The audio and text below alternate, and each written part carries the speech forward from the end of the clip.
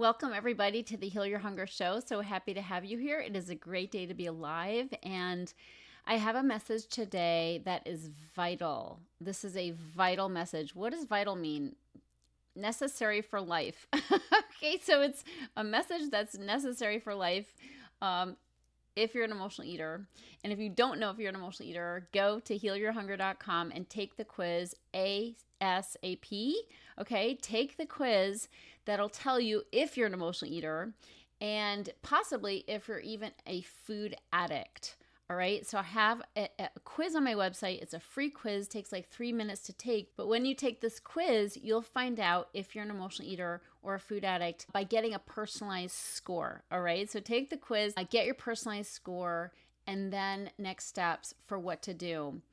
But my message is for you wherever you are on that spectrum, that emotional eating spectrum. And so I want to just say that many people don't, even if they score on that spectrum, they don't totally understand what emotional eating is. And so I want to bring to you a very common phrase that I hear as an emotional eating expert, as somebody who is food addicted.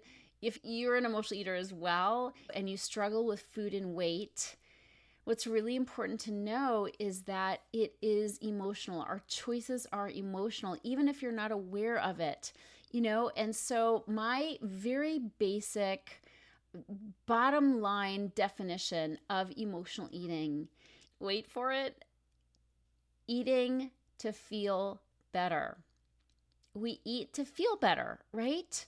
And I don't mean eat because we're physically hungry and we'll feel better when we get some food in our tummy. No, I mean we're wandering around the house, we're feeling lost, perhaps we're feeling lonely, perhaps we're on the couch and just feeling like, my life isn't where I thought it would be at this time.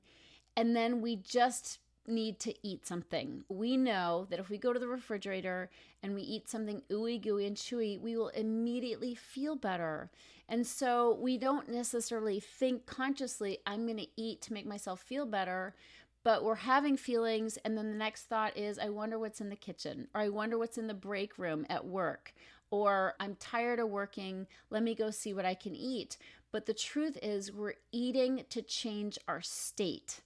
That's what emotional eating is. We're eating to change our emotional state. And again, it's not a conscious thought. You may be thinking, I'm not an emotional eater, but if you eat to feel better, you are. Let me give you another way to identify emotional eating in your life. The topic of this episode, if you have ever uttered the words, I was doing great until I lost my job.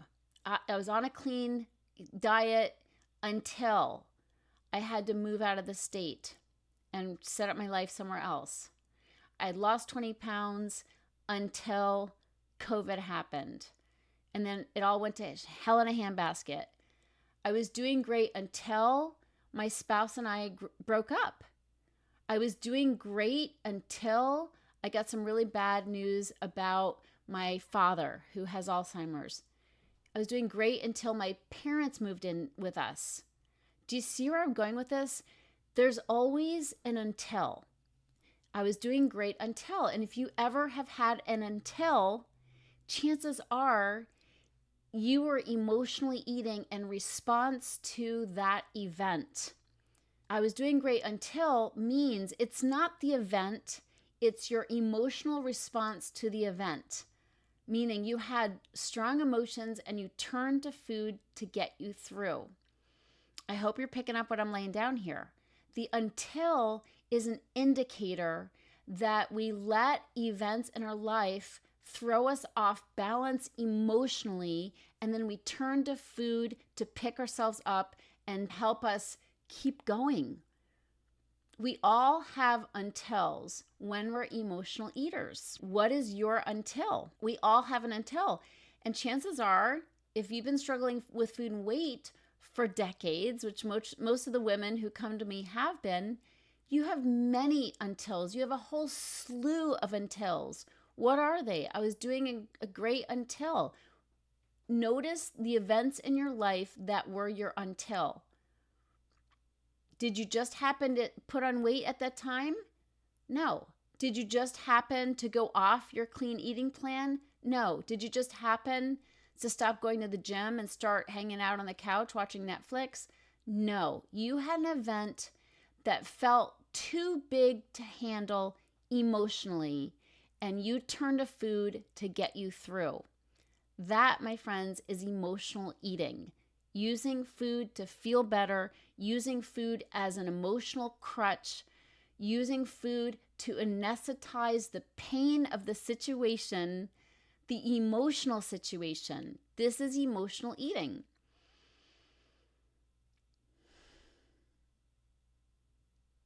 And I share this with you because so much of the time we're in denial about being an emotional eater. We're like, I'm not an emotional eater. I just like food. And honestly, I felt that way too many moons ago. Like back in the 80s, my sister came home one day, literally in the 80s, like early 80s. And this is early on. I think it was Janine Roth, actually, who's coined the phrase emotional eating. I'm going to give her the credit. Way back when, it was in the 80s, that term came out. And she came home one day and she said, I'm an emotional eater, my oldest sister. And I thought, that is the stupidest thing I've ever heard of. Because I just like food. I just like food. I'm not like my sister. We had issues. And so I'm like, yeah, I'm definitely not like that kooky person. So she was like, I'm an emotional eater, which she was, but I was in denial about being an emotional eater. So when she said that, I asserted I just like food. But then I started to notice that my behaviors around food were very different.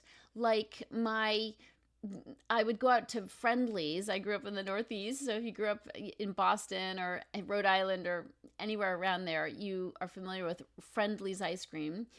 I would go to Friendlies with my friends and they would order a sandwich and it would come with fries or potato chips, and they would eat their sandwich and pick at their fries. And I would eat my fries and pick up my sandwich.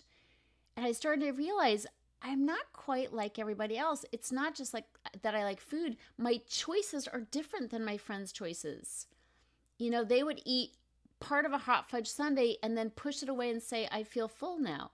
And I think, what does full have to do with anything? If there's fudge and ice cream in that glass container, it's going down. I'm eating that. I had to have the carbs. I had to have the sugar. And if that's your way of being as well, if that's what you want, if you want the fries more than you want the sandwich or the salad, that's an emotional choice. Why do we choose carbs and sugar?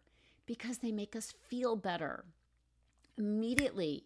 And physically, that's true. They give us a serotonin hit in our brain, which soothes our nerves. It calms us, calms anxiety.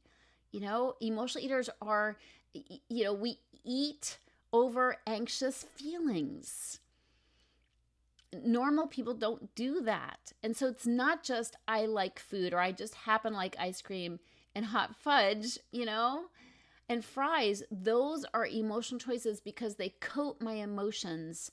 They put a blanket over hard feelings. And I immediately feel better. And so the until happens on a regular basis with us because when things feel hard in life, when there's an until, something bad happens, there's a death, there's a change, and it doesn't have to be something bad. God knows we overeat every day as emotional eaters. We're looking for food. That's out of habit. We're in a habit of turning to the sweet stuff. But underneath, there might be some anxiety, there might be some fear, there might be some insecurity, and we turn to food because it makes us feel better immediately. I'm not going to go on and on about this. It's a short and sweet message. If you have untils, if you were doing great until, and that knocked you off your game, it was an event that caused strong emotions inside of you, and you used food to feel better. You turned to food to ground you and to help you get through. That is emotional eating, using food to feel better. I'm just here to help you out of denial. You're welcome.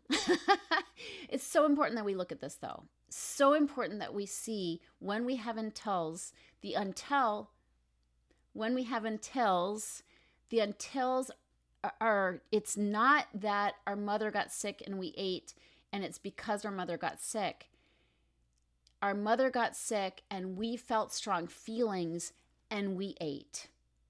When you say, I was doing great until such and such happened, it's not the event that made you eat. It was your response to strong feelings that you were having on account of the event. You were eating over your emotions, not over the event. The event triggered strong emotions. You were eating to feel better. I want you to marinate on that. All right? Emotional eating has so much more to do with our emotions than we just like food. And your weight struggles have everything to do with emotional eating. That's why I'm harping on this. If this is resonating for you, please jump into the Secret Sauce group on Facebook, the Secret Sauce to End Emotional Eating. Let's keep the conversation going. Make sure to take that quiz so you get your empirical evidence that you're an emotional eater, your personalized score. And please tune in to other great shows because they're coming right up. I love you so much. Have a great day. If you're ready to get off the dieting roller coaster ride and finally make peace with food and with your body, talk to a Heal Your Hunger mentor about what steps you need to take based on your own history with food and weight. Go to healyourhunger.com and register for an emotional eating breakthrough session and see how fast you can experience real change. It's a complimentary evaluation, but there are limited spots available. So go to healyourhunger.com and register to speak with a mentor today.